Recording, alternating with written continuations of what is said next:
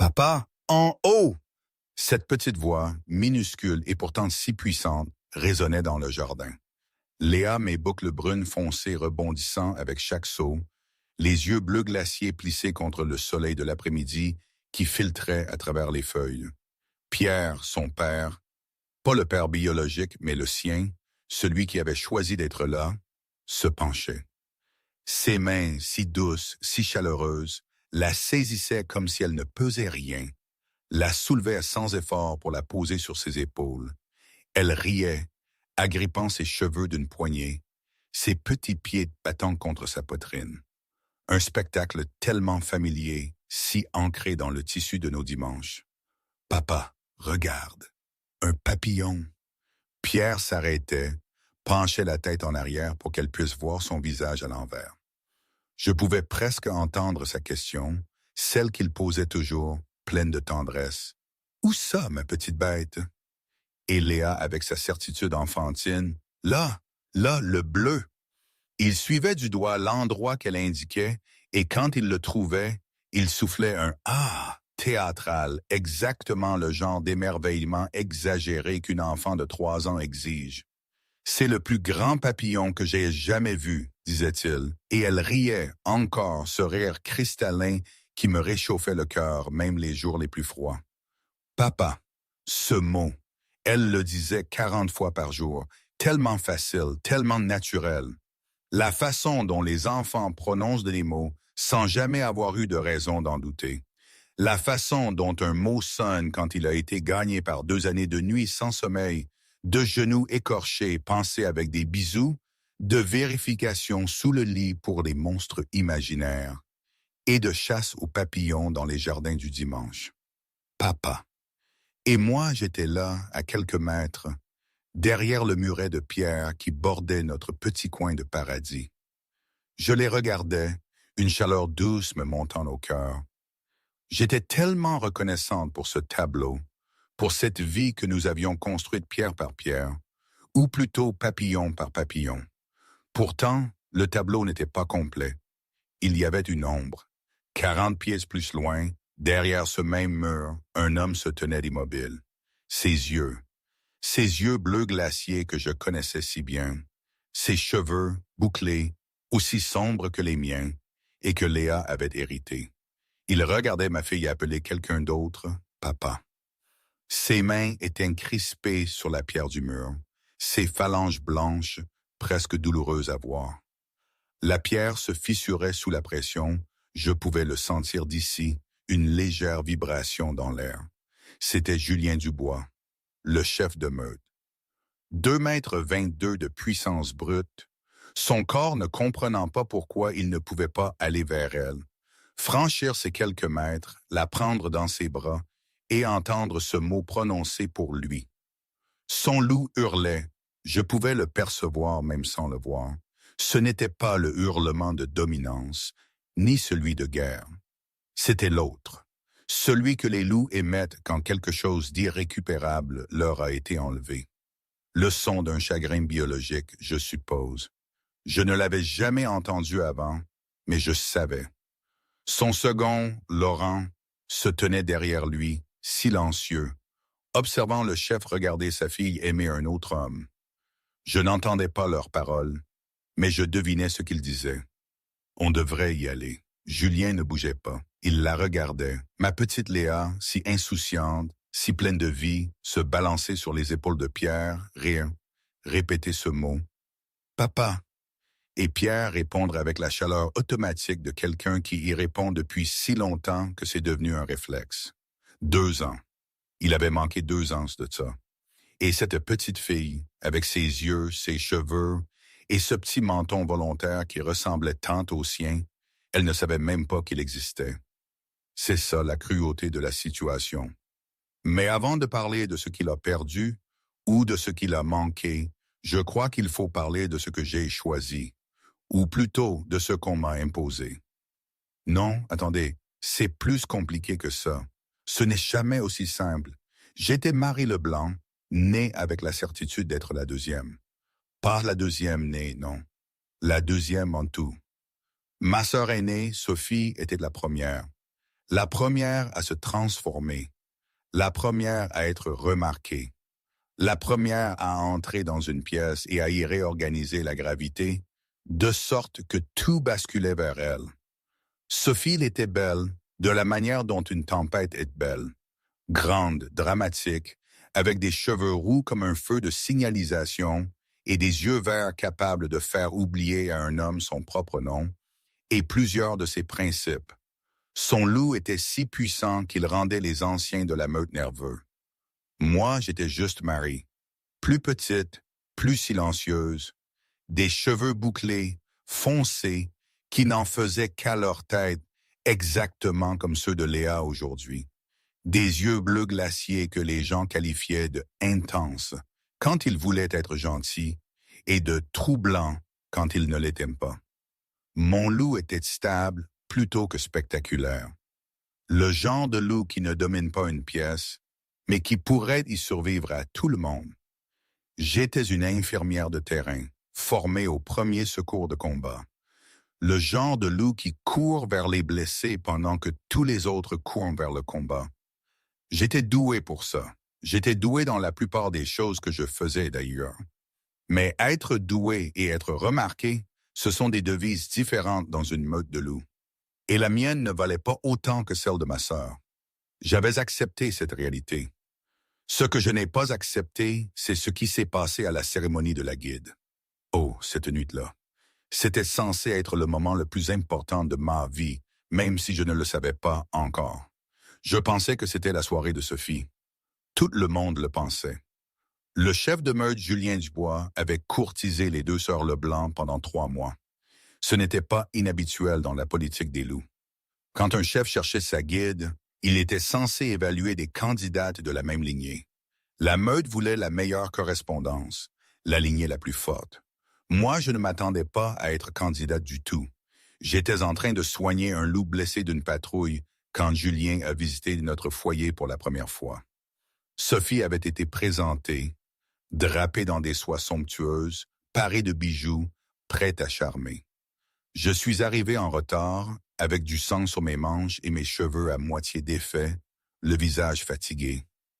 Julien avait d'abord regardé Sophie, puis il avait posé ses yeux sur moi, et quelque chose s'était produit. Rien de visible, rien de dramatique, juste un changement dans sa respiration, un calme étrange chez son loup. Laurent, son second, m'a raconté plus tard que c'était sans précédent. Le loup du chef s'était complètement tu quand je suis entré dans la pièce. La période de courtisanerie qui a suivi a été étrange. Officiellement, Julien courtisait Sophie. Les dîners, les réunions formelles, les négociations politiques, Sophie était au centre de chaque événement, toujours en soie et en bijoux. Mais Julien me trouvait toujours, moi, au terrain d'entraînement, dans la tente médicale, au bord de la forêt où je courais mes patrouilles à l'aube.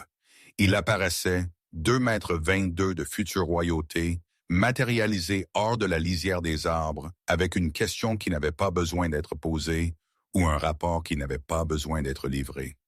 On parlait de rien, de tout, de la façon dont la patrouille frontalière devrait être restructurée et pourquoi le corps médical manquait de fonds, et comment la production agricole de la meute diminuait parce que les canaux d'irrigation avaient besoin d'entretien. Il m'écoutait, pas poliment, mais avec une faim insatiable, comme quelqu'un qui attendait d'entendre une voix spécifique sans le savoir. Je suis tombée amoureuse de lui durant ces conversations. Je n'en avais pas l'intention. Je savais qu'il courtisait ma sœur. Je savais que la cérémonie approchait. Je savais que Sophie avait essayé sa robe de garde, que les invitations avaient été envoyées et que toute la meute s'attendait à ce que le chef Julien Dubois choisisse la fille aînée des Leblanc. Mais son loup continuait de trouver mon loup, dans les heures calmes, dans les espaces entre les obligations formelles. 2 loups tournoyant l'un autour de l'autre dans les hautes herbes de quelque chose qui n'était pas censé arriver. C'était une sorte de danse silencieuse, dangereuse, fascinante. 2 semaines avant la cérémonie, il m'a embrassé. Dans la tente médicale, après que j'ai passé 6 heures à traiter une unité de patrouille prise en embuscade à la frontière sud. J'étais épuisé, couverte de sang, mes cheveux en bataille. J'avais un bleu sur la mâchoire à cause d'un patient qui s'était débattu pendant les points de suture. Il est entré, m'a vu, et quelque chose dans son expression s'est brisé. Il a traversé la tente en 2 enjambées et m'a embrassé. Le monde entier s'est réorganisé autour de l'axe de sa bouche sur la mienne, de mes mains sur sa poitrine et de la certitude absolue que c'était juste. Que quoi que la politique, les attentes et les robes de soie dictent, ça, c'était de la vérité. Il s'est reculé, son front contre le mien, respirant lourdement. Je te choisirai à la cérémonie. Je te choisirai, je me fiche de la politique. Je me fiche des attentes. Mon loup le sait depuis que tu es entré dans cette pièce, le sang sur tes manches, et j'ai passé 3 mois à faire semblant du contraire. C'est fini. Je l'ai cru. J'aurais dû ne pas le croire. La cérémonie de la guide, mon Dieu. Un événement grandiose. 300 loups, la grande salle du domaine transformée avec des étoffes argentées et blanches, de la musique, des chandeliers. Chaque figure politique du territoire était présente. J'avais mis une robe bleue, simple, épurée. Sophie m'avait proposé de me prêter quelque chose de plus élaboré, mais j'avais refusé. Si Julien me choisissait, il me choisirait tel que j'étais. Les mains d'une infirmière, les cheveux têtus, la robe bleue. Sophie, elle, portait du rouge. J'ai remarqué quelque chose cette nuit-là. Quelque chose que j'ai rangé dans un coin de mon esprit et que je n'ai pas examiné de trop près, car l'examiner aurait exigé d'admettre une possibilité à laquelle je n'étais pas prête. Sophie n'était pas nerveuse.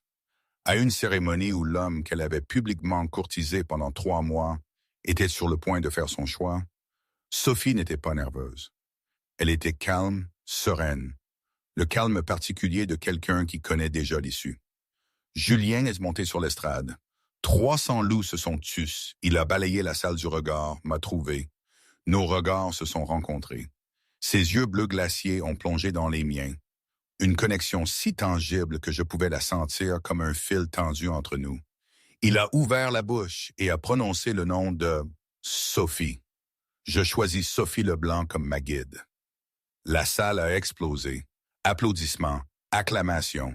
Sophie s'est avancée gracieusement dans sa robe rouge pour lui prendre la main sur l'estrade.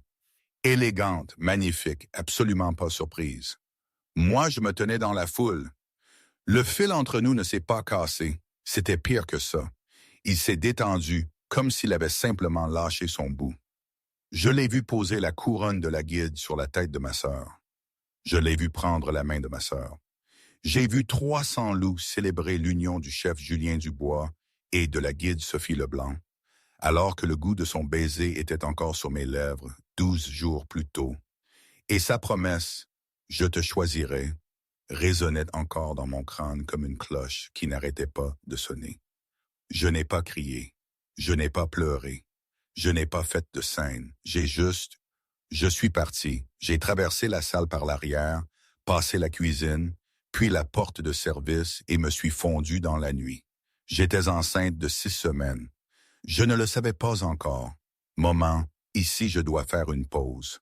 Tout ça, cette histoire de chef, de guide, de lignée, de choix devant 300 personnes, c'était vraiment absurde quand j'y pense.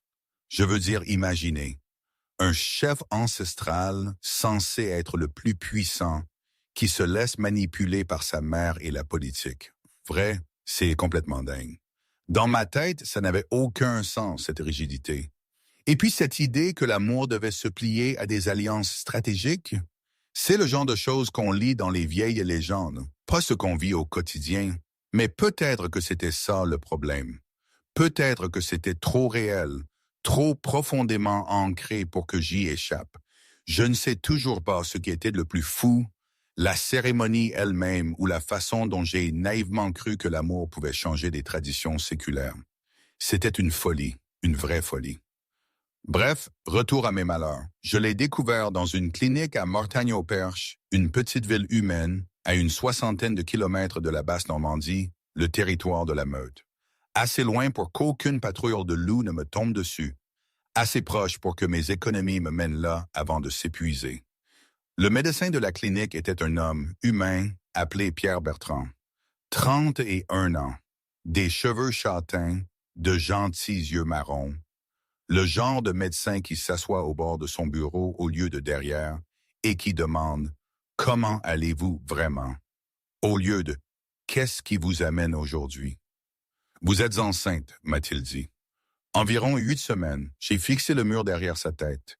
J'ai fait le calcul. 8 semaines, conçues approximativement 2 semaines avant la cérémonie de la guide, dans cette tente médicale, après le baiser qui était censé signifier « Je te choisis ».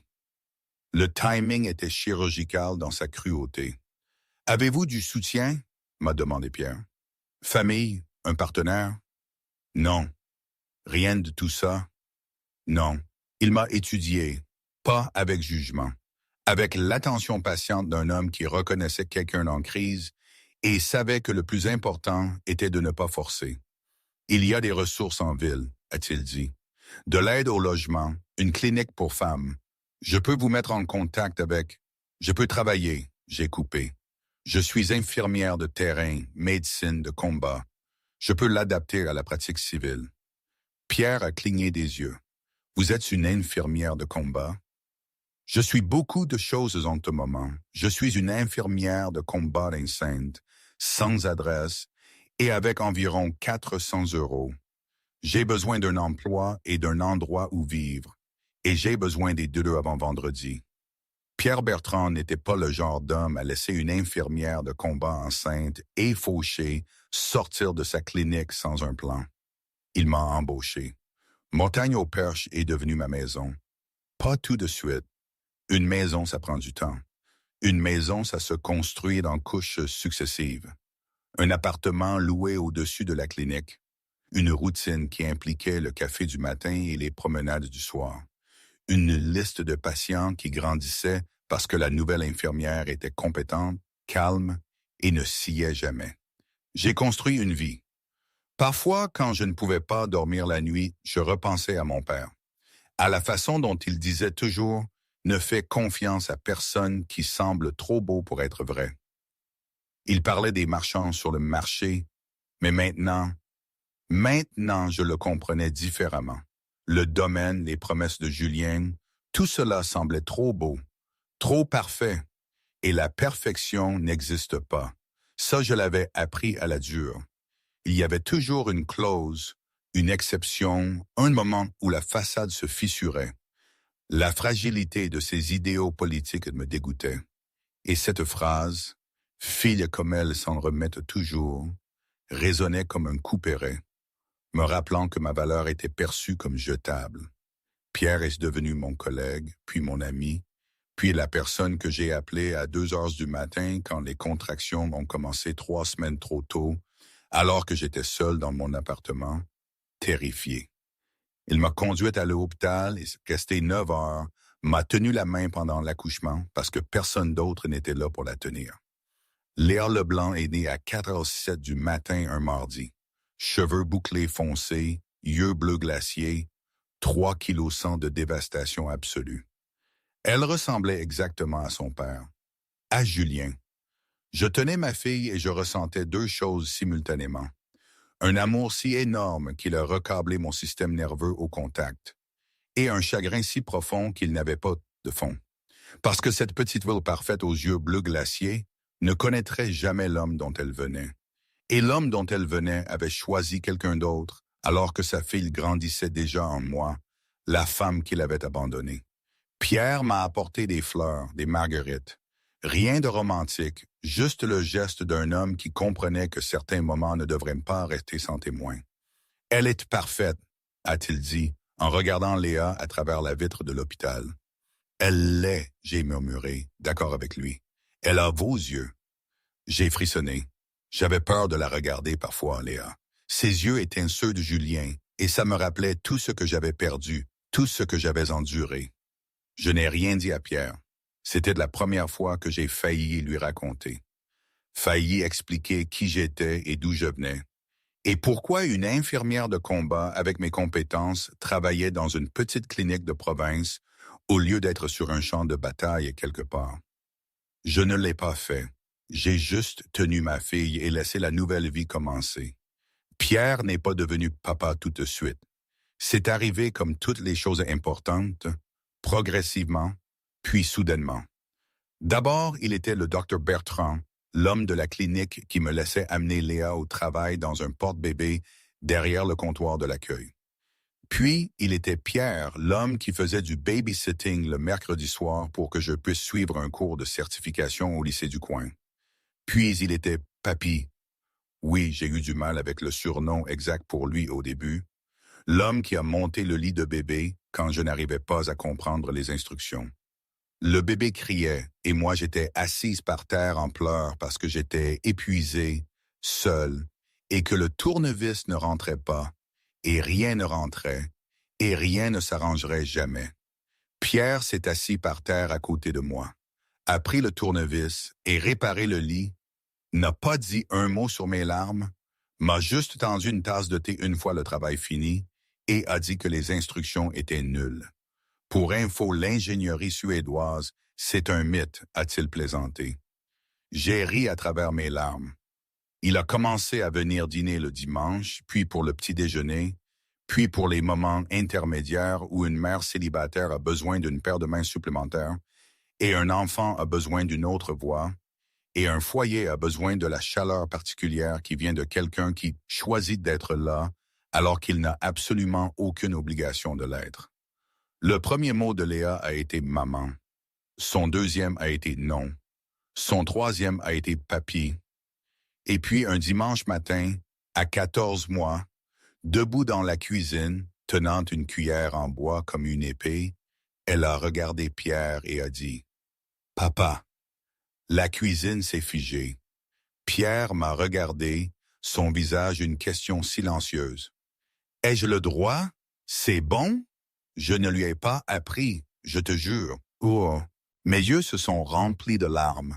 Non pas de tristesse, mais de l'émotion compliquée, superposée, impossible, de voir ma fille choisir un père. Pas l'homme dont elle portait de l'ADN, pas le chef dont elle avait hérité les yeux bleus glaciers, mais l'homme qui avait monté son lit, qui venait le dimanche, et qui tenait une cuillère en bois à cet instant précis parce qu'il faisait semblant de se battre à l'épée avec une enfant de 14 mois. « C'est bon », ai-je chuchoté. « Papa », a répété Léa, plus fermement cette fois, testant le mot, le trouvant juste. Les yeux de Pierre se sont illuminés. « Hé, ma petite bête », a-t-il dit, et c'était tout. Papy est devenu papa. Papa est devenu permanent. Pas légalement, pas formellement, mais de la manière qui compte plus que les papiers. Dans l'accumulation quotidienne de 1000 petits moments qui construisent une famille par choix, plutôt que par le sang. Pierre ne m'a jamais demandé d'être plus que ce que nous étions. Il n'a pas forcé, n'a pas défini. Il était simplement présent, constamment, fiablement, de la manière dont Julien avait promis de l'être et ne l'avait pas été. La différence entre un homme qui dit « je te choisis » et un homme qui le montre, c'est environ 2 ans de lit de bébé monté, de petits déjeuners du dimanche, d'appel à 3 heures du matin et de chasse aux papillons dans le jardin. Pierre n'a jamais dit « je te choisis ». Il a juste choisi. Chaque jour, sans annonce. Julien nous a trouvés un mardi. 2 ans, 3 mois, 11 jours après cette fameuse cérémonie de la guide. Il me cherchait depuis 14 mois, m'a-t-il dit plus tard, depuis le jour où son loup avait brisé le mur qu'il avait construit autour de lui et avait hurlé d'un chagrin si dévastateur qu'il était tombé à genoux au milieu d'une réunion du conseil et n'avait pas pu se relever. C'était le jour où le lien, le vrai lien, s'était manifesté pleinement. Pas le lien politique avec Sophie, non, le vrai. Celui que son loup criait depuis le moment où j'étais entré dans la pièce, le sang sur mes manches. Celui qu'il avait réprimé, nié, enterré, sous le devoir et la politique, sous la voix de sa mère disant « La fille aînée des Leblanc est le choix stratégique, Julien. Ta meute a besoin d'alliance, pas d'histoire d'amour. » Il avait écouté sa mère. Il avait ignoré son loup. Et 14 mois après avoir pris la pire décision de sa vie, le loup avait gagné. La vérité est sortie par bribes. Sophie avait su pour le baiser, avait su pour la promesse. Elle était allée voir la mère de Julien, l'ancienne guide, la véritable puissance derrière le trône, et ensemble elles avaient construit un argument si politiquement solide que Julien avait cédé sous son poids la nuit de la cérémonie.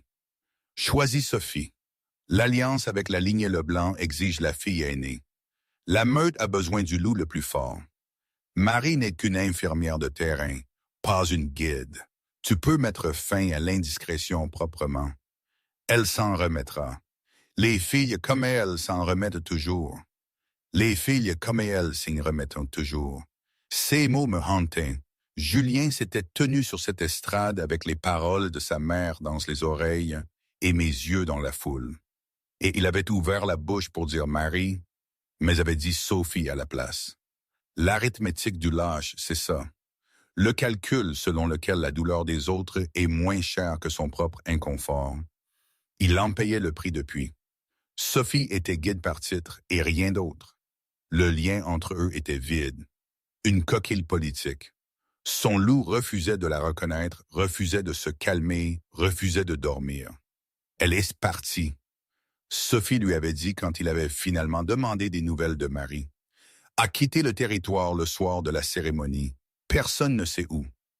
Elle avait dit cela en examinant ses ongles, avec une indifférence que je savais fausse, même si je ne l'avais pas vue. Julien avait commencé à chercher. Chaque territoire, chaque ville frontalière, chaque hôpital et clinique et poste médical dans un rayon de 200 kilomètres. Son second avait coordonné la recherche discrètement, car un chef de meute cherchant publiquement une femme qui n'était pas sa guide était une crise politique dont personne n'avait besoin. 14 mois d'impasse, de fausses pistes, rien.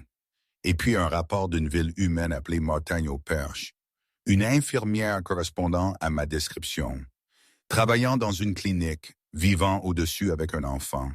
Il était devenu seul, pas de garde, pas de second, pas d'insignes royaux, juste un manteau noir, 60 kilomètres de route, et le genre de silence qui emplit une voiture quand un homme est sur le point de faire face aux conséquences de la pire chose qu'il ait jamais faite.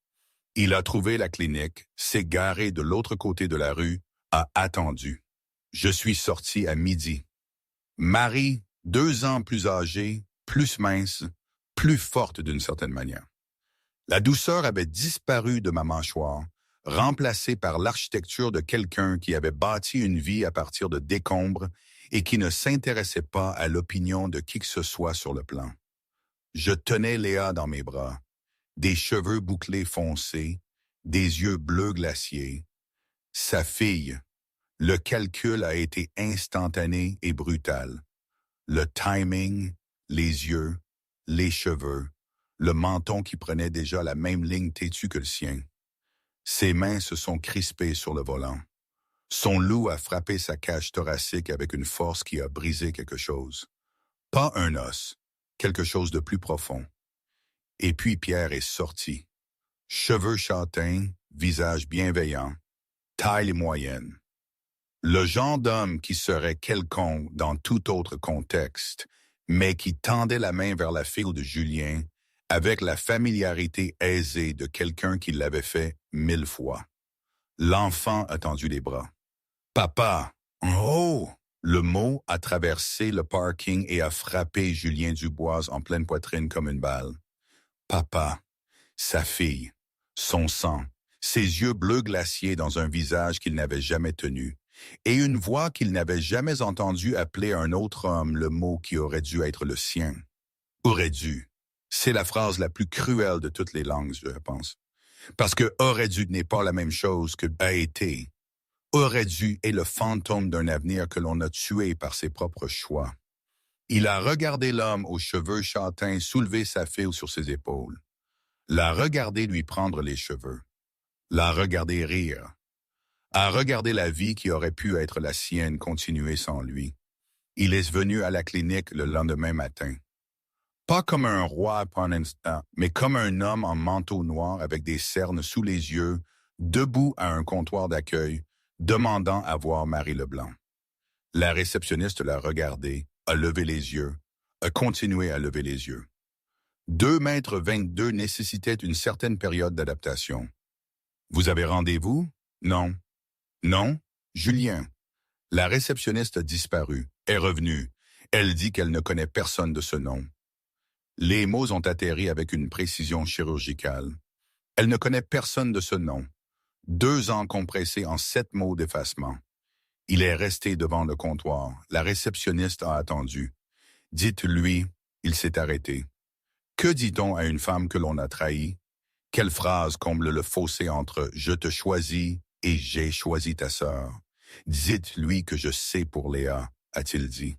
Silence derrière la porte, puis la porte s'est ouverte. Je me tenais là, ma blouse médicale blanche, cheveux attachés, le même visage mais plus dur, plus défini. Le visage d'une femme qui avait été douce autrefois et qui en avait été guérie.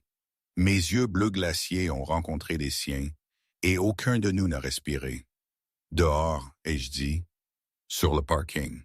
Le soleil de midi, la circulation de Mortagne au Perche passait, la toile de fond banale d'une conversation qui allait être tout sauf banale. Je me tenais les bras croisés. Il se tenait les mains le long du corps, l'espace entre nous mesuré en mètres et en années, et par une décision qu'il ne pouvait pas annuler.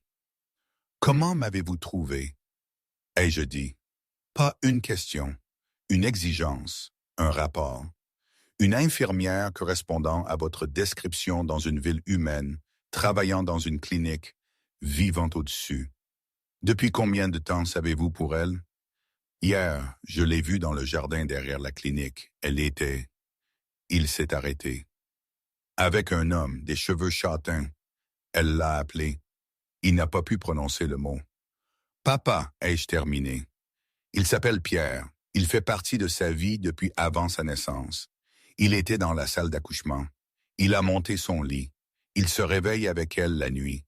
Il l'emmène au parc le dimanche. Il est son père de toutes les manières qui comptent. Je suis son père. Vous êtes l'homme dont elle porte l'ADN. Ce n'est pas la même chose. Les mots l'ont frappé comme une lame. Propre, précis, la précision d'une infirmière de combat qui savait exactement où couper. Marie, un seul mot, chargé de 2 ans de tout ce que je n'avais pas dit. Vous n'avez pas le droit de prononcer mon nom comme ça. Vous n'avez pas le droit de vous tenir sur ce parking avec ces yeux et cette voix et de prononcer mon nom comme si vous en aviez encore le droit. J'ai fait une erreur. Une erreur, ai-je répété. Une erreur, c'est un mauvais virage sur l'autoroute. Une erreur, c'est de brûler le dîner. Vous vous êtes tenu sur une estrade devant 300 loups et vous avez choisi ma sœur alors que j'étais dans la foule, enceinte de 6 semaines de votre fille. Ce n'est pas une erreur, c'est un choix. Ma mère, votre mère vous a dit quoi faire et vous l'avez fait. Vous étiez le chef de meute, le loup le plus puissant du territoire, et vous avez laissé votre mère décider qui vous aimiez. Je tremblais, non pas de faiblesse, mais de l'effort de contenir quelque chose de trop grand. 2 ans de confinement, 2 ans à construire un barrage. Je vous ai entendu, Julien, je te choisirai dans la tente médicale. Votre bouche sur la mienne. Votre promesse. J'ai planifié toute ma vie autour de ces mots, et puis vous avez dit son nom à la place. Et j'ai dû tout reconstruire en faisant grandir une personne en moi. Il est resté silencieux. Je l'ai reconstruite, ai-je continué. Sans vous, sans votre meute, sans un seul loup de votre territoire. Je l'ai reconstruite avec un médecin humain qui ne m'a rien promis, qui s'est juste présenté tous les jours sans cérémonie, sans estrade, sans public. Il s'est juste présenté. J'ai essuyé mes yeux du revers de la main, rapidement, avec colère, et il l'a gagné. Chaque fois qu'elle dit papa, il l'a gagné avec 2 ans de présence. Vous n'avez pas le droit d'arriver ici après 2 ans et de réclamer un mot que vous n'avez pas gagné. Je veux la connaître. Je l'ai regardée longtemps en l'évaluant. Pourquoi? Parce que c'est ma fille. C'est votre sang. Je lui ai dit le ton tranchant. C'est sa fille. Il y a une différence. Et vous, de toutes les personnes, devriez la comprendre. Parce que c'est vous qui m'avez appris que la biologie ne signifie rien quand la cérémonie commence. Je ne l'ai pas laissé entrer. Pas ce jour-là. Pas cette semaine-là. Il est resté à Mortagne-au-Perche, a loué une chambre, est venu à la clinique tous les matins. Pas exigeant, pas autoritaire, juste présent, assis dans la salle d'attente, lisant de vieux magazines, disant bonjour à la réceptionniste qui avait commencé à lui faire du café parce qu'il avait l'air si misérable. Je me sentais professionnellement obligé de le laisser là. Pierre l'a trouvé le 4e jour. L'homme aux cheveux châtains et aux yeux doux est entré dans la salle d'attente et s'est assis à côté des 2,22 m du chef de meute. « Vous êtes le père biologique de Léa », a-t-il dit. Pas une question. « Oui », a répondu Julien. J'ai deviné grâce aux yeux. Pierre est resté silencieux un instant. La salle d'attente bourdonnait. « Elle est incroyable », a dit Pierre. « Têtue, intrépide. Elle a essayé de grimper à la bibliothèque hier et est arrivée à la 3e étagère avant que je ne la rattrape. Elle a sa mâchoire. Ça va être très gênant quand elle sera adolescente. » La poitrine de Julien s'est serrée. « J'ai besoin que vous compreniez quelque chose », a dit Pierre. « Je ne vais pas me battre avec vous. Je ne vais pas rivaliser avec vous. Je n'ai pas la machinerie pour ça. Je suis un médecin de petite ville qui est tombé amoureux d'une femme et de sa fille et qui a construit une vie un dimanche à la fois. » Il a regardé Julien directement. « Mais je ne vais pas disparaître parce que vous êtes arrivé. Léa m'appelle papa. Elle m'appelle papa depuis plus d'1 an. Ce mot est le mien. Je ne vous l'ai pas pris. Vous avez laissé une vacance et je l'ai comblée. Non pas parce que j'essayais de vous remplacer, mais parce qu'une petite fille avait besoin de quelqu'un et j'étais là. » Julien n'a rien dit pendant longtemps. « J'ai fait le mauvais choix, a-t-il dit finalement, à la cérémonie. J'ai fait le mauvais choix. Je l'ai su au moment où son nom a quitté ma bouche au lieu de celui de Marie. Je l'ai su chaque jour depuis. » Pierre a hoché la tête comme un médecin notant des symptômes. « Ça doit être très douloureux, a-t-il dit. Et je suis désolé pour votre douleur, mais votre douleur ne prime pas sur la stabilité de Léa. Elle a une maison. Elle a une mère qui mourrait pour elle. Elle a un homme qui vient le dimanche et chasse les papillons et vérifie sous le lit pour les monstres. Elle est heureuse. » Il s'est levé. « Si vous voulez faire partie de sa vie, ce sera à 6 conditions. Et celles de Marie, pas les vôtres. Vous n'êtes pas le chef ici. Vous êtes un homme qui a manqué 2 ans. Votre autorité dans cette situation est exactement de 0. » Il a tendu la main. Pierre Bertrand, au fait, officiellement. Julien a regardé la main. Cet humain de taille moyenne, de constitution moyenne, avec des cheveux châtains et des yeux chaleureux, qui n'avait pas de loupou, pas de pouvoir, pas de territoire, pas de trône, et qui était d'une certaine manière la personne la plus redoutable que Julien ait jamais rencontrée. Parce que le pouvoir de Pierre n'était pas physique, il était gagné. 2 ans de présence, 2 ans de dimanche, 2 ans à être choisi par une enfant de 3 ans parce qu'il était là. Julien lui a serré la main. Ça a pris 3 mois. 3 mois à Mortagne-au-Perche. 3 mois dans la salle d'attente. 3 mois où moi je l'observais de la porte de la clinique et voyais quelque chose que je ne voulais pas voir changer. Il a renoncé formellement et publiquement au titre de guide qu'il avait donné à Sophie. La réaction politique a été énorme. Sa mère a cessé de lui parler. 3 meutes alliées ont retiré leur soutien. La structure de pouvoir du territoire a tremblé. Il s'en fichait. Il a vidé son bureau au palais, a déménagé ses opérations essentielles dans une maison louée à Mortagne-au-Perche, a nommé son second comme chef par intérim pour la gouvernance quotidienne. Il ne faisait pas un sacrifice, il faisait le calcul, le vrai calcul. Le calcul qu'une infirmière de terrain et sa fille comprendraient, Anne. Quelle est la valeur d'un trône quand votre fille ne connaît pas votre nom? J'ai craqué la première.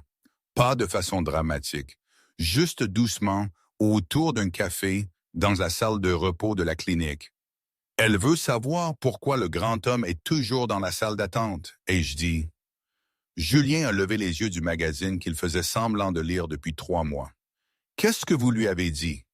Que vous êtes quelqu'un qui veut la rencontrer quand elle sera prête. Elle est prête? Elle a demandé si vous aimiez les papillons. Il a failli s'effondrer, là dans la salle de repos, sous les lumières fluorescentes et le mauvais café. 2,22 m de chef de meute, presque anéanti par la question d'une enfant de 3 ans sur les papillons. J'aime les papillons, a-t-il dit, sa voix brisée. Alors venez au jardin dimanche, ai-je dit. Pierre sera là, je serai là, vous pourrez la rencontrer. Mais Julien, je l'ai regardé, mes yeux dans les siens. Elle l'appelle papa. Si vous entendez ce mot, et vous l'entendrez parce qu'elle le dit constamment, vous ne flanchez pas. Vous ne la corrigez pas. Vous ne la faites de moi se sentir mal d'aimer l'homme qui l'a élevé. Si vous ne pouvez pas gérer ça, ne venez pas. Je peux le gérer. Il n'était pas sûr de pouvoir le gérer. Dimanche, le jardin derrière la clinique. Pierre était déjà là. Léa était sur ses épaules, les boucles foncées rebondissantes, les yeux bleus glaciers à la recherche de papillons. Julien a franchi le portail du jardin. Léa l'a vu, l'a fixé. L'évaluation directe et non filtrée dont seuls les enfants sont capables. « Vous êtes vraiment grand, a-t-elle dit. « Oui. Vous êtes plus grande que papa? » Il a regardé Pierre. Pierre a fait le plus petit signe de tête. « Oui, a dit Julien, beaucoup plus grand. » Léa a traité cette information avec la gravité d'un juge de la Cour suprême. « Vous aimez les papillons? J'adore les papillons. Papa et moi, on trouve des papillons le dimanche. Il y en a un bleu qui vit près du mur. » La mâchoire de Julien s'est serrée. Le mot « papa » adressé à un autre homme. Son loup hurlait, chaque instinct criant de revendiquer, d'affirmer, de prendre sa place. Il n'a pas flanché. « Je peux vous aider à chercher ?» a-t-il demandé. Léa a regardé Pierre, cherchant la permission, la vérification naturelle d'un enfant qui fait entièrement confiance à une personne et a besoin de son approbation avant de faire confiance à quelqu'un d'autre.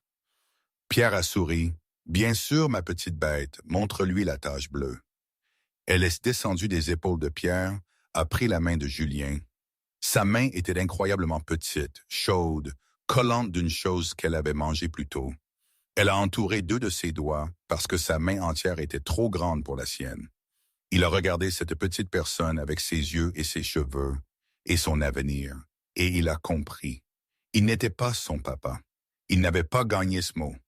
Pierre l'avait gagné avec 2 ans de présence, de patience et de chasse aux papillons. Mais il pouvait gagner autre chose, quelque chose de nouveau, quelque chose qui n'exigeait pas de déplacer ce qui était déjà construit, quelque chose qui ajoutait à la vie de Léa au lieu de la réorganiser. « Comment vous vous appelez ?» a demandé Léa, le tirant vers le mur où vivait le papillon bleu. « Julien. »« Julien. » Assez proche, a-t-elle hoché la tête, satisfaite. « D'accord, Julien, le papillon est timide, il faut être très silencieux. »« Vous pouvez être silencieux? » Il pouvait être silencieux. Il avait été silencieux pendant 2 ans. Il pouvait être silencieux aussi longtemps qu'elle en aurait besoin. « Je peux être silencieux, a-t-il dit. » Elle l'a mené au mur et le chef de meute qui avait commandé des armées, gouverné des territoires et pris la pire décision de sa vie sur une estrade devant 300 loups, s'est agenouillé dans la terre et a attendu un papillon avec sa fille. Ça n'est pas arrivé du jour au lendemain. La confiance, non. L'amour, non. La famille, non plus. Julien. Elle ne l'a jamais appelé Julien. Toujours Julien. Et il ne l'a jamais corrigé parce que cette prononciation erronée était la sienne et donc sacrée. Il est devenu un habitué du dimanche, puis du mercredi, puis du vendredi. Pierre ne s'est pas retiré, il a fait de la place. Comme les gens généreux le font, comme un homme sûr de sa place n'a pas besoin de la défendre. Ils sont devenus quelque chose qui n'avait pas de mots. Une famille construite à partir d'un naufrage de choix et de l'insistance têtue d'une enfant de 3 ans que toutes les personnes qu'elle aimait devaient être dans le même jardin au même moment. J'ai regardé ça se passer avec les yeux là d'une femme qui avait été brisée par une promesse une fois et qui n'était pas intéressée par une répétition. Mais j'ai regardé et lentement, au fil des mois de dimanche et de chasse aux papillons et de meubles montés, et d'appels à 3 heures du matin, parce que Julien m'avait donné son numéro pour les urgences, et je l'avais utilisé une fois quand Léa avait de la fièvre, et il était arrivé en 11 minutes avec des médicaments pour enfants, un loup en peluche et la terreur sur son visage. Lentement, le barrage s'est fissuré. Il ne s'est pas brisé. Il s'est fissuré suffisamment pour laisser s'échapper quelque chose de petit, quelque chose qui n'avait pas encore de nom, quelque chose de prudent et de conditionnel, rien à voir avec la certitude insouciante de l'attente médicale. Quelque chose de meilleur. Il ne m'a rien demandé, n'a pas forcé, n'a pas apporté de fleurs, ni fait de promesses, ni dit « je te choisis ». Il s'est juste présenté. Chaque dimanche, chaque mercredi, chaque vendredi, à chaque fièvre de 3 heures du matin, comme Pierre le lui avait appris. Léa l'a nommé à 4 ans, debout dans le jardin entre les deux figures les plus grandes de sa vie et celles de taille moyenne. « Maman, a-t-elle dit, j'ai 3 parents. » Je l'ai regardé. « Papa, elle a pointé Pierre. Julien, elle a pointé Julien. Et toi? » Elle a compté sur ses doigts. « Ça fait 3. Lily à l'école, elle en a 2. Moi, j'en ai 3. J'ai gagné. » Pierre a ri. Les yeux de Julien se sont illuminés. J'ai porté ma main à ma bouche. Personne ne l'a corrigée parce qu'elle avait raison. Elle en avait 3. Et le calcul fonctionnait. Pas le calcul conventionnel, pas le calcul attendu. Le vrai calcul, le calcul de Marie. Le calcul d'une infirmière de combat qui savait qu'on ne refuse pas les renforts simplement parce qu'ils arrivent en retard. On les intègre, prudemment, à ses propres conditions, et on construit quelque chose qui tient. Il disait qu'il avait choisi ma sœur. Ils avaient raison. Il l'a fait. Il s'est tenu sur une estrade et a prononcé le mauvais nom, détruisant tout, et a passé 2 ans à apprendre le coût de cette destruction. Mais cette histoire n'est pas une histoire de ce qu'il a détruit. C'est une histoire de ce qui a grandi dans les décombres. Un médecin humain qui a gagné le mot « papa », un dimanche à la fois, une petite fille aux yeux bleus glaciers qui a compté ses parents sur ses doigts et a décidé que 3 valait mieux que 2. Une femme qui a reconstruit sa vie de ses propres mains et a laissé l'amour revenir à ses propres conditions. Prudent, conditionnel, réel. Et un homme imparfait, brisé, de 2,22 m, qui a appris que la chose la plus puissante qu'un chef puisse faire n'est pas de dominer une pièce, c'est de se mettre à genoux dans la terre et d'attendre un papillon. Et aujourd'hui, je ne sais pas. Parfois, je me dis que c'est la meilleure chose qui me soit arrivée. Parfois, je pense que j'ai fait une erreur en le laissant revenir dans nos vies. Probablement les deux, non? La vie, c'est comme ça. Rien n'est clair, rien n'est parfait, mais c'est la mienne, c'est notre histoire, à nous 3. Non, à nous 4, finalement. Et cette complexité, ce désordre même, c'est peut-être ce qui la rend si vraie. Vous ne pensez